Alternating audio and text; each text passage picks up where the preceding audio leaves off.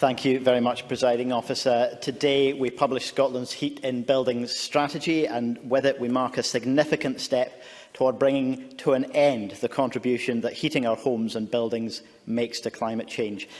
The ambition set out in the strategy is significant, and rightly so on the eve of COP26 in Glasgow. Urgent action is needed if we're to stand a chance of limiting warming to under 1.5 degrees. So the strategy presents a pathway to decarbonise our homes and non-domestic buildings in line with our statutory climate change commitments, commitments that all political parties united behind when this Parliament passed the 2019 Climate Change Act. It sets out the Government's vision that by 2045 our homes and buildings will be cleaner, greener and easier to heat. This means improving standards of energy efficiency and replacing fossil fuel heating systems with zero emissions ones. It sets a clear overarching objective. By 2030, greenhouse gas emissions from homes and buildings must be 68% lower than they were in 2020. That will require over 1 million homes and the equivalent of 50,000 non-domestic buildings to convert to zero-emissions heating in this decade. This is a huge transition, affecting communities, businesses and households all across Scotland. To pave the way, it's essential that homes and buildings achieve a good standard of energy efficiency. By 2030, we want to see a large majority of homes achieving a level of energy efficiency at least equivalent to an EPC C, with all homes meeting this standard by 2033, where feasible and cost-effective. This will help to ensure energy costs in future are affordable and that we continue to remove poor energy efficiency as a driver of fuel poverty.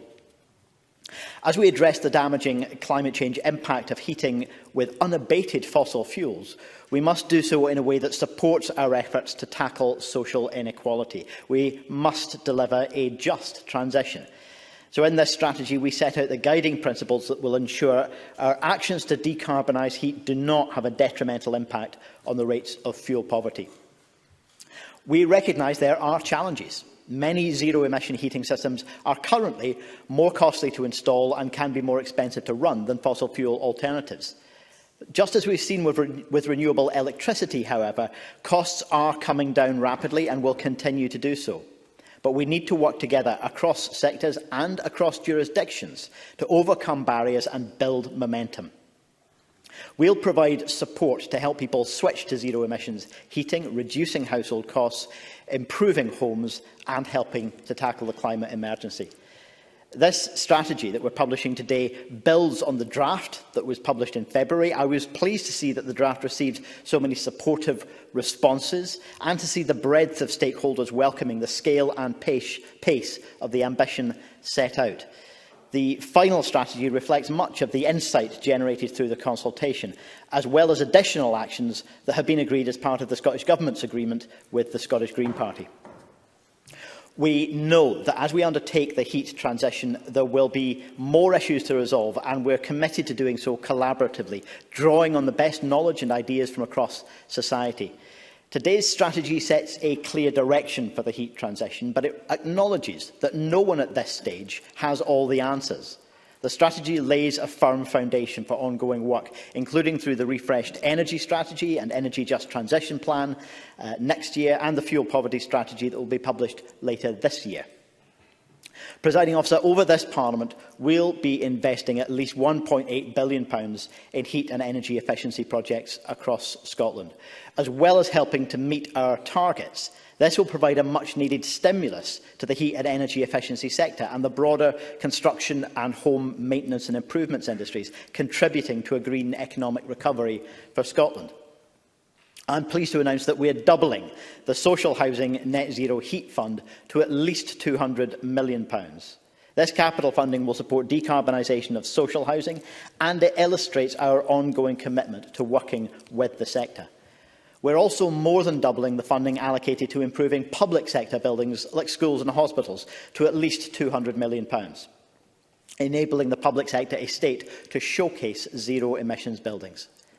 And we've committed to invest at least £400 million over this parliamentary session in large-scale heat and energy efficiency projects, including zero-carbon heat networks and large-scale heat pumps. Alongside this support, the strategy sets out further detail on how we will accelerate the transition more broadly. We estimate that the total investment required to transform our homes and buildings across the country to be in excess of £33 billion. Clearly, this cost cannot be borne by government alone. We're establishing a new Green Heat Finance Task Force to identify innovative solutions to maximise private sector investment and find new ways to help spread the upfront cost of making properties warmer, greener and more energy efficient. Investment in the heat transition will generate significant opportunities for Scotland. We estimate that 16,400 jobs will be supported across the economy in 2030 from the deployment of zero-emissions heat. We'll continue to flex our delivery programmes to support local jobs and create opportunities for young people. And over the next few months, we'll co-produce with the sector a supply chain delivery plan to create new investment opportunities and support high-value local jobs. Presiding Officer, we will also bring forward a framework of regulations, setting clear standards for property owners across all tenures and building types. This framework will provide the certainty and assurance to secure investment and gives confidence to the supply chain. Our regulatory framework will build on existing standards already in place, requiring action on both energy efficiency and zero-emissions heating. We'll introduce regulations in 2025 that will require all homes to reach a good level of energy efficiency, EPC C or equivalent, for example, at point of sale or change of tenancy. All homes will have to reach this standard by the backstop date of 2033, with the private rented sector having an earlier backstop of 2028. This will support our commitment to phasing out the need to install fossil fuel boilers in off-gas properties from 2025 and in on-gas areas from 2030, to the extent that devolved powers allow. Public engagement is going to be critical. While technologies such as heat pumps and heat networks have long pedigrees in other European countries, they're unfamiliar to many of us. We will increase public engagement, building on our existing advice services and taking steps to raise awareness. To support this, we'll be establishing a national public energy agency to provide leadership and harness the potential of scaled-up programmes to decarbonise heat. And we're working with local government to put in place local heat and energy efficiency strategies for decarbonising homes and buildings for all parts of Scotland. The heat transition is an unprecedented challenge that will directly touch the lives of virtually everyone in Scotland. Building owners and supply chains need to have confidence in the long-term pathway and the policies underpinning it. The scale of the challenge requires a cross-party approach. I've therefore invited party spokespeople to come together to discuss how we can work collectively to take forward our Heat in Buildings strategy, just as we acted collectively to set the climate change targets. This strategy sets out an ambitious package of work, maximising the Scottish Government's impact within the confines of the devolution settlement. However, we don't have all the powers necessary to deliver the transformational change required. We are therefore calling on the UK Government to take urgent action to support the just transition to decarbonise heating. The delayed UK Heat and Building strategy must set out how the UK Government will use its regulatory and policy levers to incentivise rapid deployment of zero-emissions heat technologies. We urgently need a stronger commitment and clearer action plan from the UK Government, including reforms to energy markets and decisions about the future of the gas grid. Recent volatility in global natural gas markets further underscores the urgency of action in reserved policy areas to maintain security of energy supplies and to support vulnerable customers.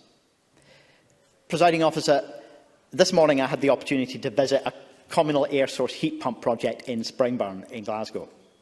The project, co-funded by North Glasgow Homes, the District Heating Loan Fund and the Scottish Government's Low Carbon Infrastructure Transition Programme, delivers zero-emissions heat to 6 high-rise social housing tower blocks.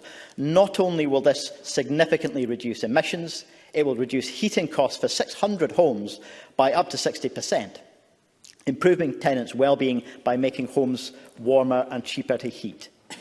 We need to get the transition right for every community. The Heat and Building Strategy is the foundation for doing so, securing the emissions reduction needed from our buildings to respond to the global climate emergency, demonstrating tangible commitments to our international partners at COP26, and creating economic opportunities for Scotland and improving the buildings in which we live, work and play. And I commend Scotland's Heat and Building Strategy to Parliament.